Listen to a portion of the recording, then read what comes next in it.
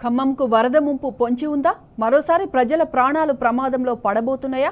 నగరంలో మళ్లీ వరద వస్తే పరిస్థితి ఏంటి? వరద ప్రవాహంలో జనం మునగక తప్పదా? రక్షణ కోసం నిర్మిస్తున్న గోడ ఖమ్మం నగరాన్ని ముంచబోతుందా? ప్రజలారా బీ అలర్ట్. వర్షాకాలం వచ్చేసింది. వరద గండం తరుముకొస్తుంది.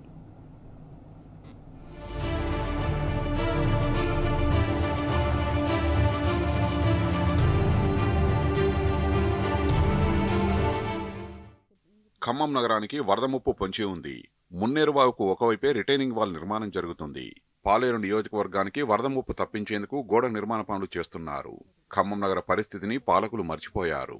నిజానికి పాలేరు కన్నా ఖమ్మం నగరంపై ప్రభావం ఎక్కువగా ఉంటుంది. రిటైనింగ్ వాల్ నిర్మాణ పనులు ముందు ఇక్కడ చేయాలి. మంత్రి పొంగులేటి శ్రీనివాసరెడ్డి ప్రోద్బలంతో మరోవైపు పనులు జరుగుతున్నాయని తెలుస్తోంది.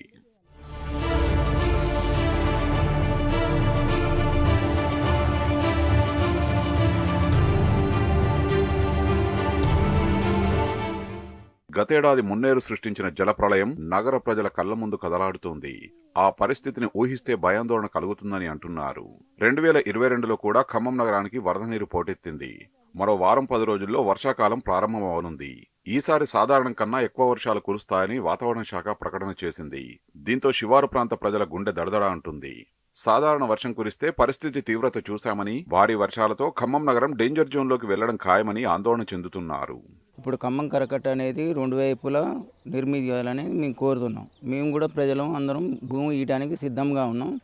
2 వైపులు సమాంతరంగా నిర్మించకుండా మా ఖమ్మం టౌన్ ముంచడానికి కొంతమంది అధికారులు సొంత తెలివితేటలు ఉపయోగించి ఒక పక్కే నిర్మిస్తున్నారు.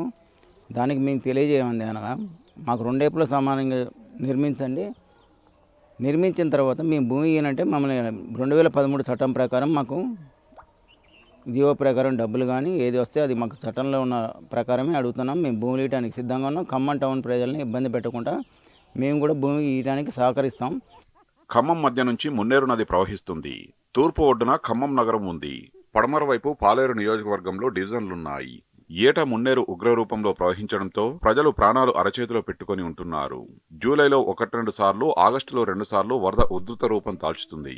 తరచూ వరదలు రావడం, ప్రజల ప్రాణాలు ప్రమాదంలో పడడం, అప్పటికప్పుడు రెస్క్యూ ఆపరేషన్ చేపట్టే వసతులు ఖమ్మంలో లేవు. ఇది ప్రజల పాలిట శాపంగా మారింది.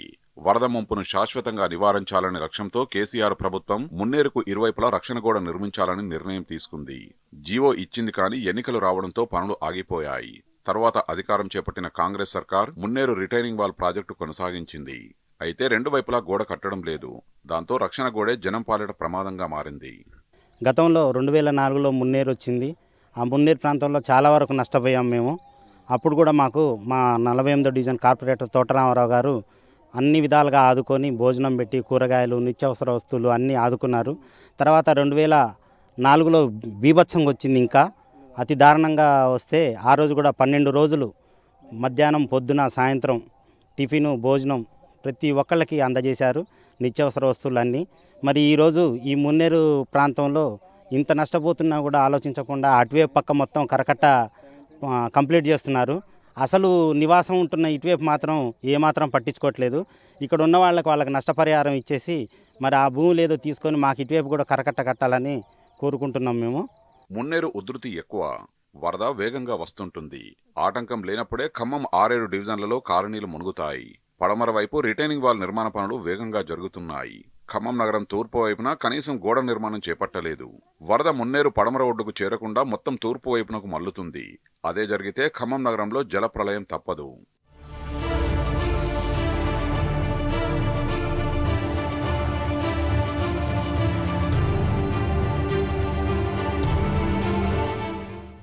గతంలో ఆగస్టు తొలివారంలో వచ్చిన వరదలు మున్నేరు చరిత్రలో 100 ఏళ్ల రికార్డును బ్రేక్ చేశాయి. 3 ప్రధాన బ్రిడ్జీలు కూలిపోతాయనే ఆందోళన కనిపించింది. వరద ఉధృతి, ఎత్తు ప్రమాదకర స్థాయిలో విజృంభించింది. ప్రకాష్ నగర్ బ్రిడ్జి ఒరిగిపోయింది. కరుణగిరి బ్రిడ్జి, నాయుడుపేట పాత బ్రిడ్జి పైభాగానికి వరద చేరింది.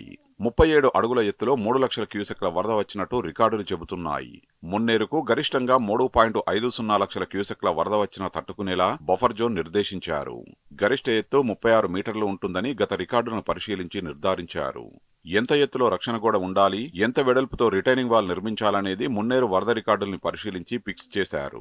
ఆచరణలో మాత్రం ఒకవైపే గోడ నిర్మించడంతో రెండో వైపు వరద ముంచేస్తుందన్న సంగతి మర్చిపోయారు. పాలేరు నియోజకవర్గానికి ఒకవైపు, ఖమ్మం నియోజకవర్గానికి ఒకవైపు ఉన్నటువంటి మున్నేరుకు 2 ప్రాంతాల కరకట్ట పూర్తి చేయకుండా పాలేరు ప్రాంతం ఆ ఏరియా జనజీవన స్రవంతి లేని వ్యవసాయ భూములు అవి పాడుపడ్డ భూముల్లాగా ఉన్నాయి. ఆ ప్రాంతంలో కరకట్ట కడతా ఉన్నారు. 10-15 రోజులు, రేపు జూన్ వస్తే మే అయిపోయిన తర్వాత జూను ఫస్ట్ వారంలో 9 రోజుల ముందే ఋతుపవనాలు వస్తున్నాయని ప్రభుత్వ అధికారులు చెప్తా ఉన్నారు.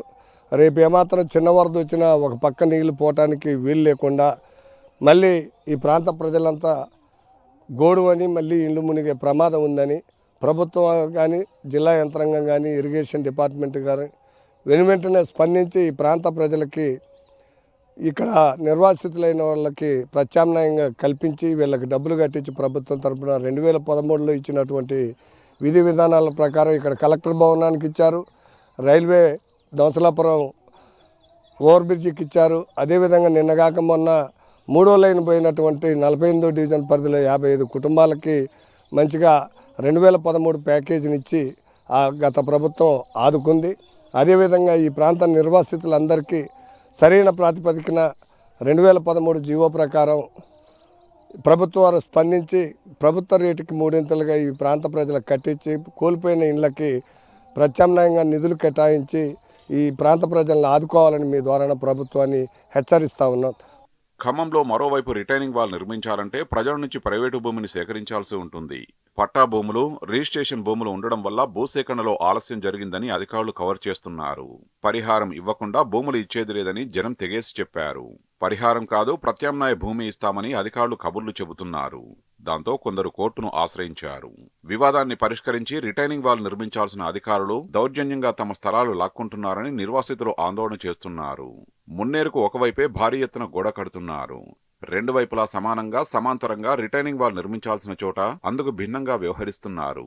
దీంతో ఖమ్మం నగరం పెను ప్రమాదంలో పడింది.